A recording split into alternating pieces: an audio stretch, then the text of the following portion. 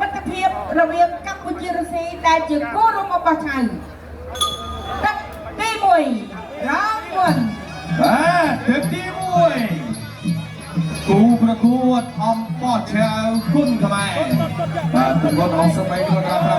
ទាត់ជើងក្រោមមួយទាត់សងវិញរបស់រុស្ស៊ីតិចទាត់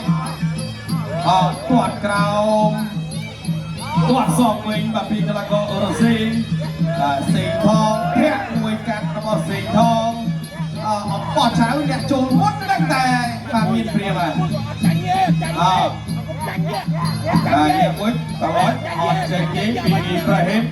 ពេលញាក់វិញមកចាញ់ញាក់វាញាក់វិញ